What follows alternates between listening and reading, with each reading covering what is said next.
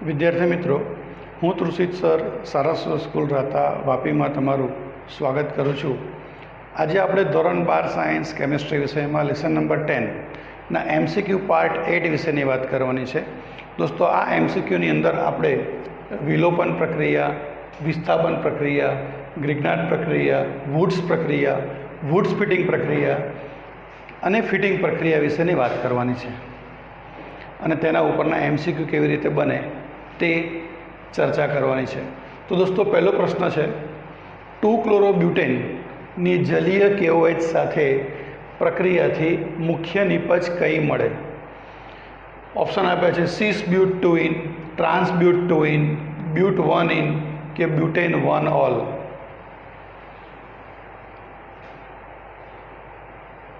प्रश्न ख्याल आयो दोस्तों? हमेशा प्रश्न बहुत ध्यान थी सांभळवानो, जोवानो, वाँचवानो अने त्यार पछी नक्की करवानो कि आ प्रश्न में कई प्रक्रिया मारे फॉलोअप करवानी छे। प्रश्न है 2-क्लोरोब्यूटेननी जलीय KOH शब्द 2-क्लोरोब्यूटेन एटले पहला बंधारण दोरी दो। आ थई गयो तमारो 2-क्लोरोब्यूटेन, CH3 CH2 CH Cl CH3। अहींया आप्युं छे जलीय KOH। दोस्तों, જ્યારે જલીય KOH शब्द वपराय तो तमारे समझवानुं के विस्थापन प्रक्रिया थाय। कई प्रक्रिया थाय? विस्थापन। आज प्रक्रिया में जलीयनी जग्याए आल्कोहोलिक KOH आप्यो होय तो विलोपन प्रक्रिया थाय। तो पहला जजमेंट कई जगह जोवानुं ए खबर पड़ी, विलोपन प्रक्रिया है कि विस्थापन प्रक्रिया? ख्याल आयो? जो विलोपन प्रक्रिया होय तो जलीय KOH एवो शब्द आप्यो हशे अने विस्थापन प्रक्रिया हशे तो आल्कोहोलिक KOH एवो शब्द आपेलो हशे। आल्कोहोलिक KOH ની જગ્યાએ ઘણીવાર ઇથેનોલિક KOH આપ્યો હોય તો પણ તમારે સમજવાનું કે આ ઇથેનોલ એટલે આલ્કોહોલ છે, આલ્કોહોલિક KOH। તો આલ્કોહોલિક KOH વિસ્થાપન પ્રક્રિયા, જલીય KOH વિલોપન પ્રક્રિયા। તો અહીંયા શું આપ્યું છે દોસ્તો? જલીય KOH તો શું થશે?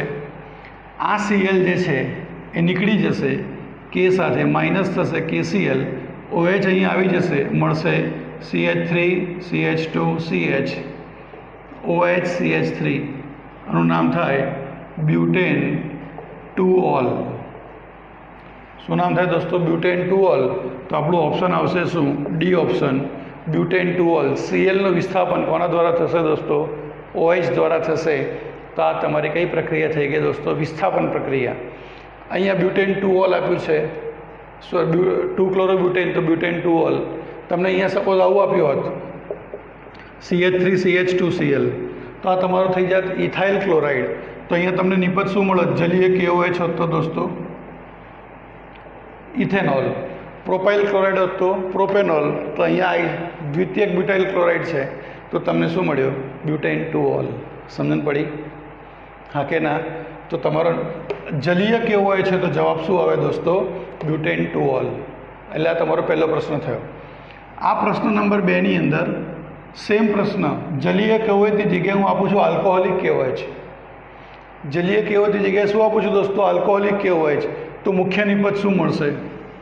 તો દોસ્તો, જ્યારે આલ્કોહોલિક KOH આપણને આપેલો હોય ત્યારે વિલોપન પ્રક્રિયા થાય, બરાબર? તો જલીય KOH ની જગ્યાએ હવે આપણે લઈ લઈએ શું દોસ્તો? आल्कोहोलिक KOH। आ तमारी थी गई कई प्रक्रिया दोस्तों? विस्थापन।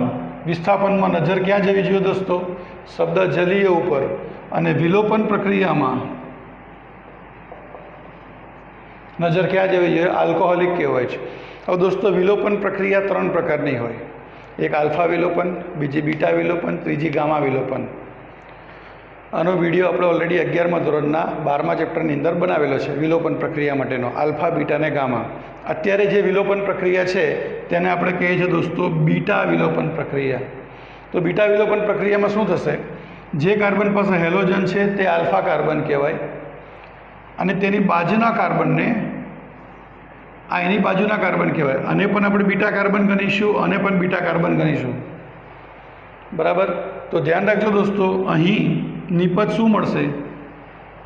જો તમે ડાબી બાજુને બીટા કાર્બન ગણો તો અહીંયાથી Cl K સાથે જઈને માઇનસ બનાવશે KCl, અહીંયાથી H અને OH જઈને માઇનસ થશે H2O, અને મળશે તમને CH3 CH double bond CH આ આલ્ફા અને બીટા કાર્બન વચ્ચે એક દ્વિબંધ ઉમેરાશે, એક બંધ ઉમેરાશે, એટલે સિંગલ બંધની જગ્યાએ શું થઈ જશે દોસ્તો? ડબલ બંધ. આ થઈ ગયું તમારું બ્યુટ 2 બરાબર, યાદ રાખજો દોસ્તો. અને સપોઝ કોઈ વિદ્યાર્થી આ જમણી બાજુના કાર્બનને બીટા કાર્બન ગણે. કયા કાર્બનને? જમણી બાજુના કાર્બનને શું ગણે? Beta carbon. તો શું થશે? આની આ જ પરિસ્થિતિ, આલ્કોહોલિક KOH આપેલો છે, પણ કોઈ બીટા કાર્બન આ ગણે છે, તો આ બે વચ્ચે ડબલ બોન્ડ ઉમેરાશે અને આપણને નિપજ મળશે શું દોસ્તો? બ્યુટ 1 હવે દોસ્તો અહીંયા બે શક્યતા થઈ, બ્યુટ 2 અને બ્યુટ 1 તો મુખ્ય નિપજ કઈ ને ગૌણ નિપજ કઈ? તો દોસ્તો ધ્યાન રાખજો, અહીંયા સેટઝેફ નામનો વૈજ્ઞાનિક હતો, તેને એવી રજૂઆત કરી કે જો આ કાર્બન જે છે એની ડાબી બાજુ બે કાર્બનની અલ્કાઇલ શૃંખલા છે અને જમણી બાજુ એક જ કાર્બનની અલ્કાઇલ શૃંખલા છે. ધ્યાન રાખજો, સેટઝેફે શું કીધું કે જે કાર્બન પાસે હેલોજન જોડાયેલો છે તેની ડાબી અથવા જમણી બાજુ જે બાજુ વધુ લાંબી અલ્કાઇલ શૃંખલા છે તે બાજુના કાર્બનને જ બીટા કાર્બન ગણવો. શું કીધું? જે કાર્બન પાસે હેલોજન જોડાયેલો છે તેની ડાબી અથવા જમણી બાજુ જ્યાં લાંબી અલ્કાઇલ શૃંખલા આવેલી હોય તેને જ શું ગણવાનો દોસ્તો? તમારે બીટા કાર્બન ગણવાનો. બરાબર, ધ્યાન રાખજો, અહીંયા ક્લોરીન, બ્રોમિન અને આયોડિન હોય તો જ તમારે સેટઝેફનો નિયમ લાગુ પડે છે. તો કોનો નિયમ લાગુ પડે છે દોસ્તો? સેટઝેફનો નિયમ. કયા કયા હેલોજન હોય? ક્લોરીન, બ્રોમિન અને આયોડિન, તો જ સેટઝેફનો નિયમ. શું કીધું? જે કાર્બન પાસે હેલોજન છે તેની ડાબી અથવા જમણી જ્યાં લાંબી આલ્કાઇલ શૃંખલા, અહીંયા બે કાર્બનની આલ્કાઇલ શૃંખલા, અહીંયા એક જ કાર્બનની આલ્કાઇલ શૃંખલા, તો લાંબો ભાગ આ છે, તો આ તમારો બીટા કાર્બન બનશે. સમજણ પડી? એટલે તમને નિપજ શું મળશે દોસ્તો? બ્યુટ 2 આ તમારી મુખ્ય નિપજ થશે, જ્યારે બ્યુટ 1 એ તમારી કઈ નિપજ થશે દોસ્તો? ગૌણ નિપજ. પણ આવું ક્યારે શક્ય બને? સેટઝેફનો નિયમ ક્યારે લાગે? કાં તો અહીંયા ક્લોરીન, કાં તો બ્રોમિન, કાં તો આયોડિન હોય તો જ સેટઝેફનો નિયમ લાગે. ધ્યાન રાખજો. બરાબર, ઓકે. તો તમારી ડાબી બાજુના કાર્બનને બીટા કાર્બન ગણશો એટલે મળશે બ્યુટ 2. તો ચલો, બ્યુટ 2 વાળા બે ઓપ્શન છે, બ્યુટ 1 તો હવે આવે જ નહીં, કારણ કે તમારી ગૌણ નિપજ થઈ ગઈ. બરાબર, મુખ્ય નિપજ બ્યુટ 2 પણ અહીંયા લખ્યું છે સીસ અને ટ્રાન્સ. તો દોસ્તો આના બે સમઘટકો આપણે જાણીએ છીએ, ભૌમિતિક સમઘટકો, જેને આપણે આમ લખી શકીએ. સીસ ભૌમિતિક સમઘટકમાં શું હોય? તો બંને ક્રિયાશીલ સમૂહ દ્વિબંધની એક જ બાજુએ આવેલા હોય. જ્યારે અહીંયા ટ્રાન્સની અંદર શું હોય દોસ્તો? આ તમારો સીસ થઈ ગયો અને આ ટ્રાન્સ સમઘટક થઈ ગયો. તો સીસ સમઘટકમાં તમે જો બંને CH3 દ્વિબંધની એક જ બાજુએ છે, બંને હાઇડ્રોજન પણ દ્વિબંધની એક જ બાજુ આવેલા છે. બરાબર, જ્યારે અહીંયા ટ્રાન્સમાં શું છે? બંને મિથાઇલ સમૂહ એકબીજાની ક્યાં આવેલા છે? વિરુદ્ધ દિશામાં આવેલા છે. જો મિથાઇલ સમૂહ એકબીજાથી નજીક આવેલા હોય તો સ્ટેરિક અસર, હાઇપર કોન્જ્યુગેશન વધારે જોવા મળે, આથી એની સ્થિરતા ઓછી હોય. અને ઓપોઝિટ ડાયરેક્શનમાં આવેલા હોય, સામસામેની દિશામાં, તો ત્યાં સ્ટેરિક અસર ઓછી હોય છે, માટે એની સ્થિરતા વધુ હોય છે. માટે 2-ક્લોરોબ્યુટેનની આલ્કોહોલિક KOH સાથેની પ્રક્રિયાથી મુખ્ય નિપજ તમને મળશે શું? ટ્રાન્સ બ્યુટ 2. સમજણ પડી દોસ્તો? તો પહેલાં મેં શું કીધું? જલીય KOH આપ્યો હોય તો શું સમજવાનું? વિસ્થાપન પ્રક્રિયા. આલ્કોહોલિક KOH આપે તો શું સમજવાનું? બીટા વિલોપન પ્રક્રિયા. બીટા વિલોપન પ્રક્રિયામાં પણ શું થાય દોસ્તો? જો ક્લોરીન, બ્રોમિન અને આયોડિન આપેલા હોય તો સેટઝેફના નિયમનું પાલન કરે. સેટઝેફનો નિયમ શું કહે છે?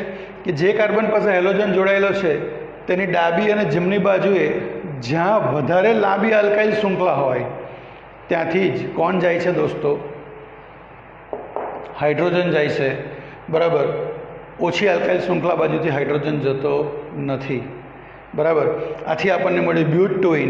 પણ ઓપ્શનમાં મને સીસ અને ટ્રાન્સ એવા ભૌમિતિક સમઘટક આપ્યા હતા, એટલે મેં બ્યુટ 2ના આ બે સીસ અને ટ્રાન્સ સમઘટક દોર્યા બરાબર. સીસ એટલે શું? દ્વિબંધની એક જ બાજુએ બંને મિથાઇલ સમૂહ અથવા હાઇડ્રોજન આવેલા હોય. ટ્રાન્સ એટલે બંને મિથાઇલ સમૂહ એકબીજાથી ઓપોઝિટ અને બંને હાઇડ્રોજન પણ એકબીજાથી દ્વિબંધથી કેવા આવેલા હોય? વિરુદ્ધ દિશામાં આવેલા હોય. સમજણ પડી દોસ્તો? તો ટ્રાન્સ સમઘટક કેમ વધારે સ્થાયી છે? કારણ કે એમાં મિથાઇલ સમૂહની સ્ટેરિક અસર છે એ ઓછી છે, જ્યારે સીસમાં મિથાઇલ સમૂહ એકબીજાથી નજીક છે, માટે એની સ્ટેરિક અસર કેવી છે દોસ્તો? વધારે છે. 11મા ધોરણની અંદર દોસ્તો આપણે આજે સમઘટકતા પરના વિડીયો બનાવેલા છે. એમાં મેં તમને ભૌમિતિક સમઘટકમાં સીસ ટ્રાન્સ ઉપરાંત ઇઝેડ ભૌમિતિક સમઘટકો કોણ છે તેના વિશેનો પણ વિડીયો બનાવેલો છે, જે ખાસ JEE નીટમાં પણ તમને પૂછાય છે. ઓકે ફ્રેન્ડ્સ, તો સેટઝેફનો નિયમ કયા કયા તત્વો હોય તો લાગે?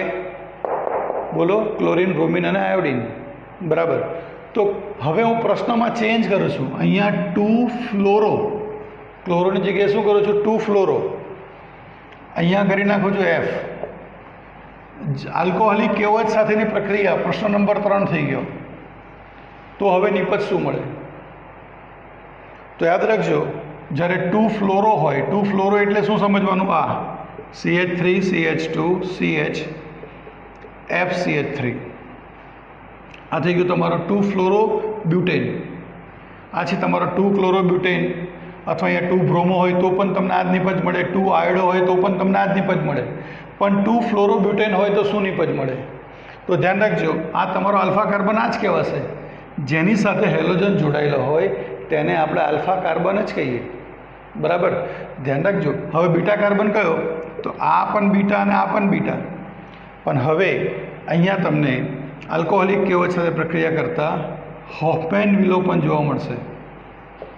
કયું વિલોપન જોવા મળશે દોસ્તો? હોફમાન વિલોપન. હોફમાન વિલોપન એટલે શું? કે જ્યારે ફ્લોરિન આવેલો હોય, પર્ટિક્યુલર ફ્લોરિન, દોસ્તો આપણે જાણીએ છીએ ફ્લોરિનની વિદ્યુત ઋણતા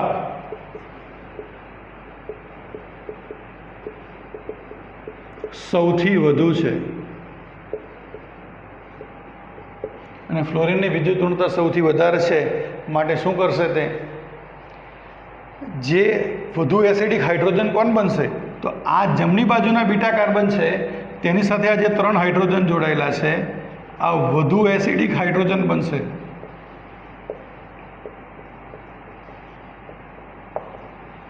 કયા સંજોગોમાં દોસ્તો હોફમેન પ્રક્રિયા ક્યારે વપરાય? કે જ્યારે ફ્લોરિન તત્વ આવેલું હોય. ફ્લોરિન તત્વની વિદ્યુત ઋણતા કેવી છે દોસ્તો? આવર્ત કોષ્ટકમાં જેટલા પણ તત્વો છે તેમાં સૌથી વધારે વિદ્યુત ઋણ કોણ છે? ફ્લોરિન. માટે એની બાજુના કાર્બનના હાઇડ્રોજનને વધારે એસિડિક બનાવે જ્યાં વધુ હાઇડ્રોજન હોય. તો અહીંયા દોસ્તો 3 હાઇડ્રોજન છે, માટે વધુ હાઇડ્રોજન એસિડિક બનશે, માટે આ જલ્દી દૂર થશે, માટે નિપજ મળશે આપણને બ્યુટ 1 એ મુખ્ય નિપજ બની જશે તમારી. સમજણ પડી? તો દોસ્તો ફરીથી એકવાર ચર્ચા કરી લઈએ. વિસ્થાપન પ્રક્રિયા ક્યારે લાગુ પડે? જ્યારે જલીય KOH હોય તો આંખ બંધ કરીને વિસ્થાપન પ્રક્રિયા. આલ્કોહોલિક KOH હોય તો બીટા વિલોપન પ્રક્રિયા થાય. પણ બીટા વિલોપનના પણ 2 ભાગ જોવા મળે. ક્લોરિન, બ્રોમિન અને આયોડિન આવેલું હોય તો સેટઝેફનો નિયમ લાગુ પડે, અને જો ફ્લોરિન આવેલું હોય તો હોફમેનનો નિયમ લાગુ પડે. ક્લોરિન, બ્રોમિન અને આયોડિનની વિદ્યુત ઋણતા ફ્લોરિન કરતાં ઓછી છે, માટે સેટઝેફે શું કીધું? કે જ્યાં વધુ લાંબી આલ્કાઇલ શૃંખલા છે તેને જ બીટા કાર્બન ગણવાનો અને ત્યાંથી જ હાઇડ્રોજનને દૂર કરવાનો, એ મુખ્ય નિપજ મળે. જ્યારે હોફમેને શું કીધું? હોફમાને કીધું કે ફ્લોરિનની વિદ્યુત ઋણતા વધારે છે, માટે જ્યાં ઓછા કાર્બન હોય અને વધુ હાઇડ્રોજન આવેલા હોય, અહીંયા એક જ કાર્બન છે અને 3 હાઇડ્રોજન આવેલા છે, તે વધુ એસિડિક બને છે, માટે વિલોપન પ્રક્રિયા જમણી બાજુ તમને અહીંયા જોવા મળશે. આથી નિપજ શું મળશે? મુખ્ય નિપજ બ્યુટ 1 તો જો એક જ પ્રશ્ન તમને અલગ અલગ સ્વરૂપે પૂછાય, બરાબર, જો વિસ્થાપન કીધું હોય તો બ્યુટેન 2 ઓલ જવાબ આવે. ક્લોરિન, બ્રોમિન અને આયોડિન આપેલું હોય 2 ક્લોરો અથવા 2 બ્રોમો અથવા 2 આયોડો બ્યુટેન, તો તમને આલ્કોહોલિક KOH સાથે પ્રક્રિયા કરતાં બ્યુટ 2 માં ટ્રાન્સ સમઘટક વધુ સ્થાયી મળશે. બરાબર. અને જો 2 ફ્લોરોબ્યુટેન આપ્યું હોય, આલ્કોહોલિક KOH લખેલું હોય, તો વિસ્થાપન પ્રક્રિયા હોફમાનના નિયમ પ્રમાણે થશે અને નિપજ શું મળશે આપણને દોસ્તો? બ્યુટ 1 મુખ્ય નિપજ મળશે. બરાબર દોસ્તો. તો આ વિલોપન પ્રક્રિયાની શું છે દોસ્તો?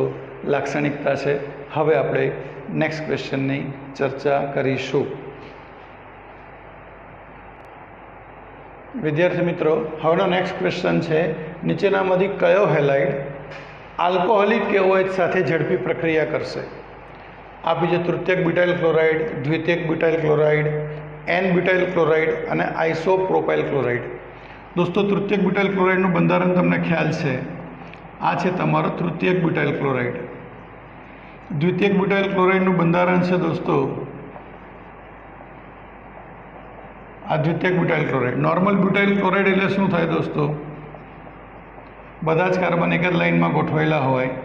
અને આઇસોપ્રોપાઇલ ક્લોરાઇડ એટલે આ થઈ ગયો તમારો આઇસોપ્રોપાઇલ ક્લોરાઇડ.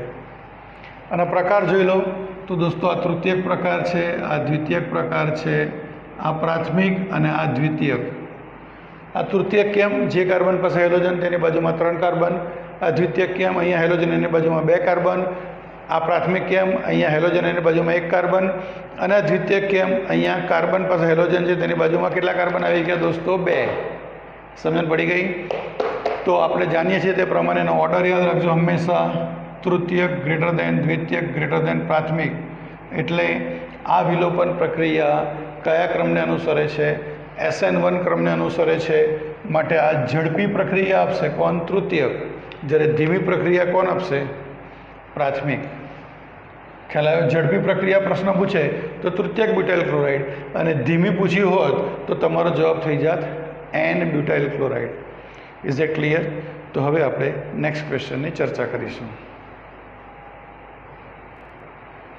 વિદ્યાર્થી મિત્રો, હવેનો નેક્સ્ટ ક્વેશ્ચન છે, નીચેનામાંથી કયો હેલાઇડ હોફમેન વિલોપનથી નીપજ આપશે? દોસ્તો, હોફમેન વિલોપન કયા સંયોજનો આપે? તો જેમાં ફ્લોરિન રહેલો હોય તે આપણને હોફમેન વિલોપન આપે.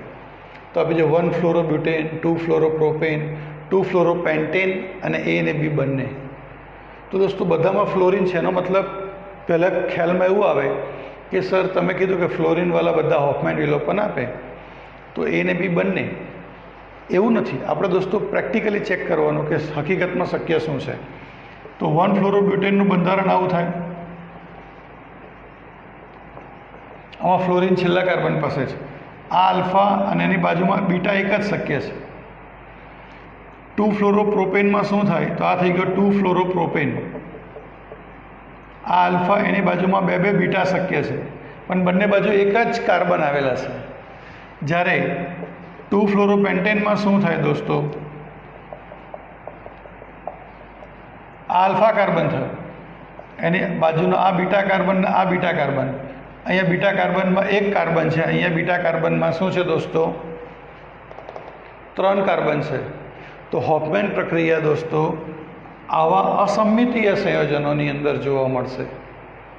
બરાબર? આમાં તમને બ્યુટ-1 જ નિપજ મળશે, આમાં તમને પ્રોપ-1 નિપજ મળશે.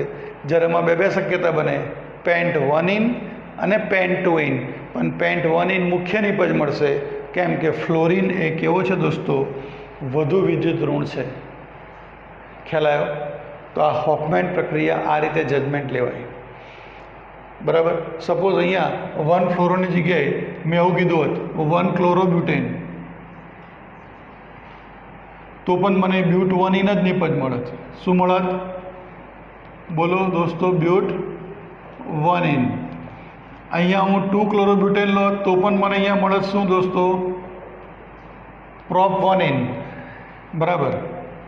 પણ અહીંયા જો 2 ક્લોરોપેન્ટેન લો, તો અહીંયા સપોઝ 2 ક્લોરોપેન્ટેન લો તો સેડઝેફના નિયમ પ્રમાણે આને બીટા કાર્બન ગણવો પડત. ખ્યાલ આવે છે? તો એ વખતે નિપજ આવી મળત પેન્ટ-2 મુખ્ય નિપજ મળત. જો અહીંયા Cl કરી દઈએ તો આ પહેલી 2 નિપજ સેમ રહેશે, પણ ત્રીજી નિપજ બદલાઈ જાય છે. બરાબર? ફ્લોરિન હોય F અને F, તો આ બંને નિપજ સેમ જ મળવાની છે, પણ આ નિપજમાં અહીંયા મળશે પેન્ટ-1. એટલે દોસ્તો પ્રશ્નનો ગૂઢાર્થ સમજીને આપણે આગળ ચર્ચા કરવાની હોય તો ધ્યાન રાખજો દોસ્તો. હવે આપણે નેક્સ્ટ એક્ઝામ્પલની ચર્ચા કરીશું.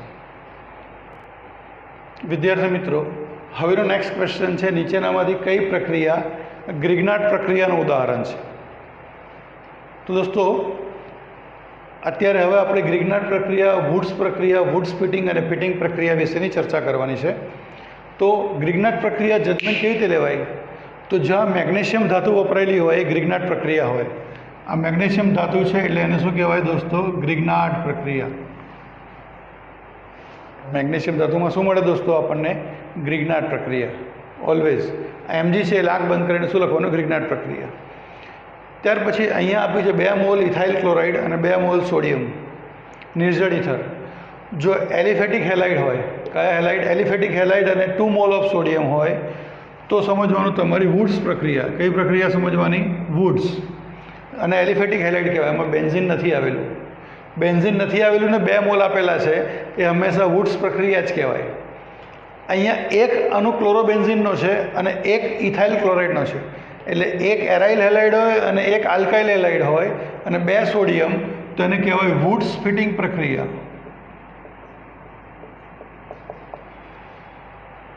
અને જો 2 મોલ એરાઇલ હેલાઇડના હોય 2 મોલ સોડિયમ સાથે તો એને કહેવામાં આવે છે ફક્ત ફિટિંગ પ્રક્રિયા. બહુ ધ્યાનથી રાખજો, આ ત્રણેય પ્રક્રિયામાં સોડિયમના તો 2 મોલ છે પણ આમાં એરાઇલ હેલાઇડ નથી, આલ્કાઇલ હેલાઇડ છે. આમાં એક એરાઇલ હેલાઇડ અને એક આલ્કાઇલ હેલાઇડ, તો વુડ્સ ફિટિંગ. અને ફિટિંગમાં શું? તો દોસ્તો બંને શું હોય? એરાઇલ હેલાઇડ સંયોજન હોય. હવે યાદ રાખજો, ગ્રિગ્નાર્ડ પ્રક્રિયામાં નિપજ શું મળે? તો અહીંયા કેટલા કાર્બનવાળો હેલાઇડ છે? 2 કાર્બનવાળો. તો જેટલા કાર્બનવાળો હેલાઇડ હોય તેટલા જ કાર્બનવાળો આપણને હાઇડ્રોકાર્બન મળે. તો અહીંયા આપણે લખી દેવાનું CH3CH3. 2 કાર્બનવાળો આલ્કાઇલ હેલાઇડ, 2 કાર્બનવાળો હાઇડ્રોકાર્બન. 3 કાર્બનવાળો લોત તો મને પ્રોપેન મળત, 1 કાર્બનવાળો લોત તો મને મિથેન મળત. તો ગ્રિગ્નાર્ડ પ્રક્રિયાની લાક્ષણિકતા શું દોસ્તો? જેટલા કાર્બનવાળો હેલાઇડ લીધો હોય પ્રક્રિયાને અંતે આપણને તેટલા જ કાર્બન ધરાવતો હાઇડ્રોકાર્બન મળે છે. Is it clear? Very good. ત્યાર પછી વુડ્સ પ્રક્રિયામાં શું? જેટલા કાર્બનવાળો હેલાઇડ લીધો હોય તેના કરતાં ડબલ કાર્બનવાળો શું મળે આપણને? હાઇડ્રોકાર્બન. અહીંયા કેટલા કાર્બન છે દોસ્તો? જોઈ શકો છો 2. તો અહીંયા નિપજમાં તમારે કેટલા કાર્બન લખવાના? 4. CH3 CH2 CH2 CH3. Butane મળે, ડબલ કાર્બન થઈ જાય. ખ્યાલ આવે છે? વુડ્સ ફિટિંગ પ્રક્રિયા કેવી રીતે ઓળખવાની? તો એક અણુ એરાઇલ હેલાઇડનો હોય, બીજો કોનો હોય? આલ્કાઇલ હેલાઇડનો હોય. આ પ્રક્રિયા ક્લોરોબેન્ઝીન અને બ્રોમોબેન્ઝીન બંને આપી શકે. ઘણીવાર અહીંયા ક્લોરોબેન્ઝીનની જગ્યાએ બ્રોમોબેન્ઝીન આપ્યું હોય તો પણ નિપજ સેમ મળે. શું થશે? આ બંને Cl, આ Cl, આ એક અને આ બંને Cl, 2 એને સાથે જઈને બનાવશે -2 NaCl અને આ ઇથાઇલ ભાગ અહીંયા લાગી જશે, મળશે બેન્ઝીન ઉપર CH2CH3 અને કહેવાશે દોસ્તો ઇથાઇલ બેન્ઝીન. અને ફિટિંગ પ્રક્રિયામાં દોસ્તો બંને એરાઇલ હેલાઇડ છે, આ બંને Cl બંને એને સાથે જતા રહેશે, માઇનસ થશે 2 NaCl અને નિપજમાં મળશે તમને દોસ્તો શું? બાયફિનાઇલ. ઘણા ડાયફિનાઇલ પણ કહે છે, ઘણા બાયફિનાઇલ કહે છે, બંને વાત સાચી. તો દોસ્તો પ્રક્રિયાઓને સમજણ પડી કેવી રીતે ઓળખવાની. મેગ્નેશિયમ ગ્રિગ્નાર્ડ. ગ્રિગ્નાર્ડમાં શું? જેટલા કાર્બનવાળો હેલાઇડ તેટલા જ કાર્બનવાળો આપણને હાઇડ્રોકાર્બન મળે. વુડ્સમાં શું? તો જો આલ્કાઇલ હેલાઇડ હોય તો બમણા કાર્બનવાળો આપણને હાઇડ્રોકાર્બન મળે. અહીંયા મેં 2 કાર્બન વાળા લીધા છે તો મને 4 મળે. જો ક્લોરોમિથેન લીધું હોત તો મને ઇથેન જવાબ મળત. સમજણ પડી? અહીંયા મેં ક્લોરોબેન્ઝીન લીધું છે, એક આલ્કાઇલ હેલાઇડ છે, બીજો એરાઇલ હેલાઇડ છે, તો એને વુડ્સ ફિટિંગ પ્રક્રિયા કહેવાય. જ્યારે ફિટિંગ પ્રક્રિયામાં શું હોય? તો બંને અણુ કોના રહેલા હોય દોસ્તો? એરાઇલ હેલાઇડના હોય. ધ્યાનથી યાદ રાખજો દોસ્તો, એક્ઝામમાં આ રીતે જ આપણે જોવાનું છે કે પ્રક્રિયા કઈ છે તે પ્રમાણે નિપજ લખવાની. હવે અહીંયા દોસ્તો એક બીજો MCQ પણ પૂછાયો છે કે આ ડાયફિનાઇલ છે તેની અંદર સિગ્મા બંધ ને પાઈ બંધ કેટલા છે? તો ડાયફિનાઇલમાં સિગ્મા બંધ ને પાઈ બંધ કેટલા? તો આપણે બેન્ઝીન દોરી કાઢીએ. 2 બેન્ઝીન જોઈન્ટ કરવાના છે એકબીજા સાથે. આ 2 બેન્ઝીનને જોઈન્ટ કરી દીધા, બરાબર. હવે આપણે જાણીએ છીએ બેન્ઝીનમાં એકાંતરે દ્વિબંધ આવેલા છે અને આ બધી જગ્યાએ શું આવેલા હોય? તેની સાથે દોસ્તો હાઇડ્રોજન જોડાયેલા હોય.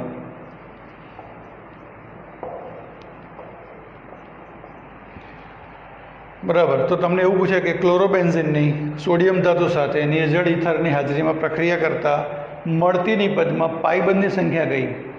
તો આ તમને મળતી નીપજ કઈ મળી? ડાયફિનાઇલ. એટલે આપણને પ્રક્રિયા ખબર હોવી જોઈએ કે ફિટિંગ પ્રક્રિયા છે, નીપજ મળે છે ડાયફિનાઇલ અથવા બાયફિનાઇલ. અને તેમાં પાઈબંધ કેટલા?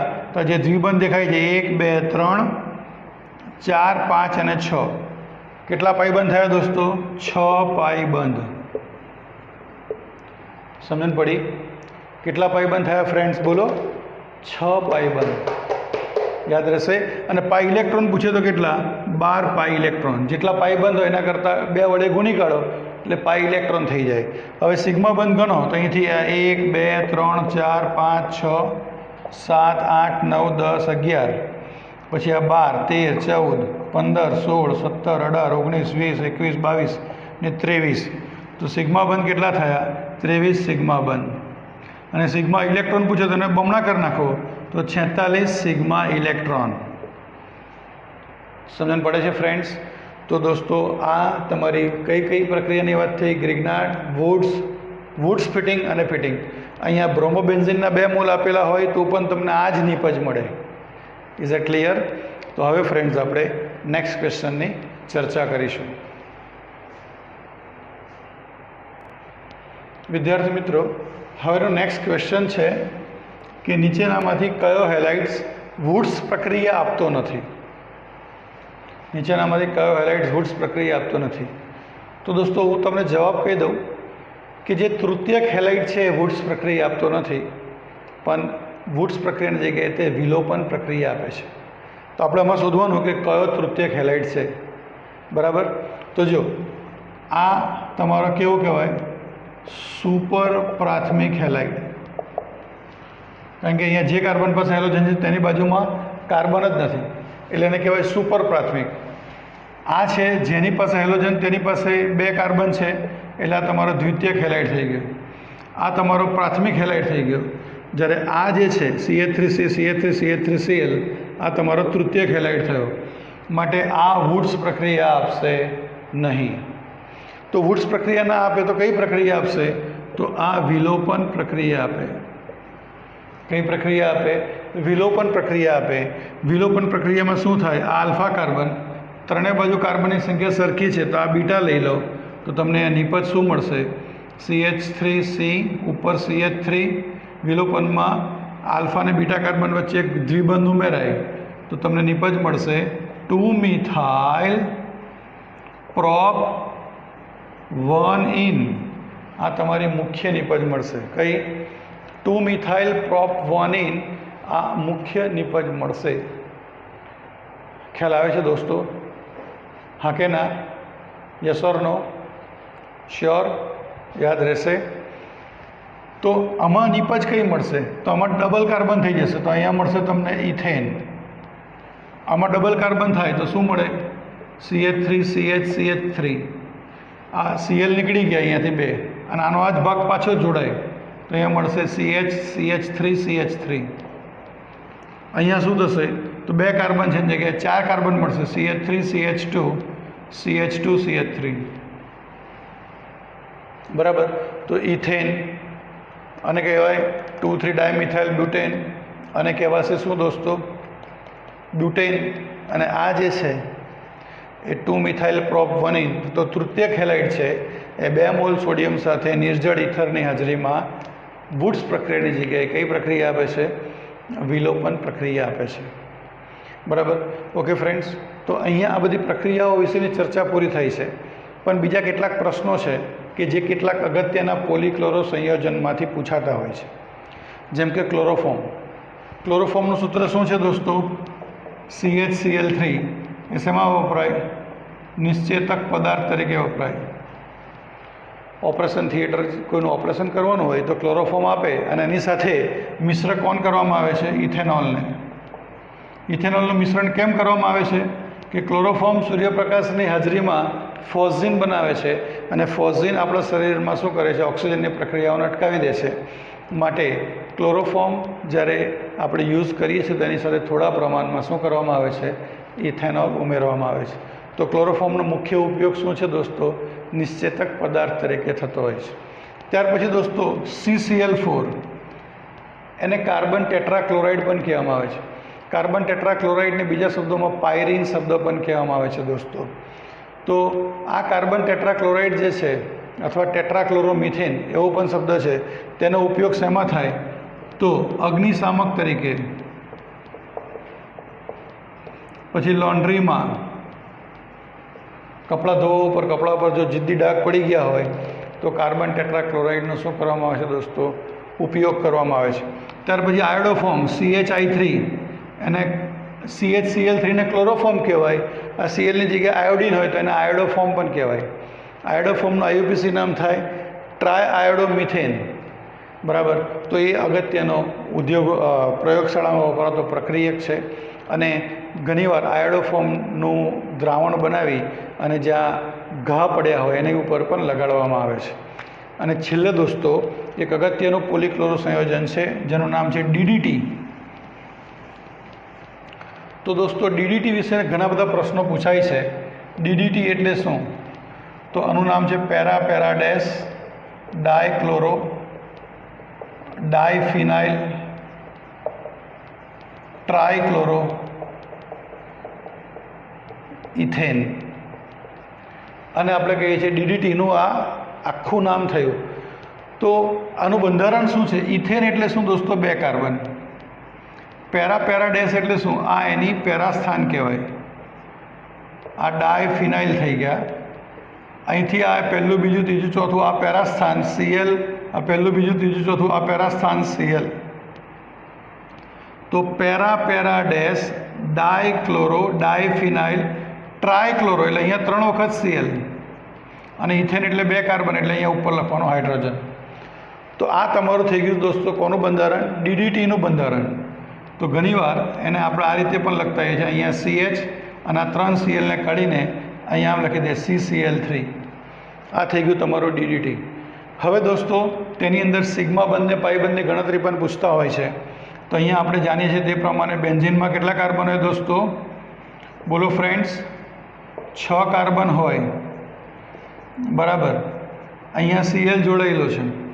એકાંતરે શું આવેલા છે દોસ્તો? દ્વિબંધ. આ કાર્બન સાથે અહીંયા હાઇડ્રોજન, ફરી પાછો આ કાર્બન, અહીંયા Cl, અહીંયા હાઇડ્રોજન, એકાંતરે દ્વિબંધ, અને અહીંયા કાર્બન સાથે 3 Cl.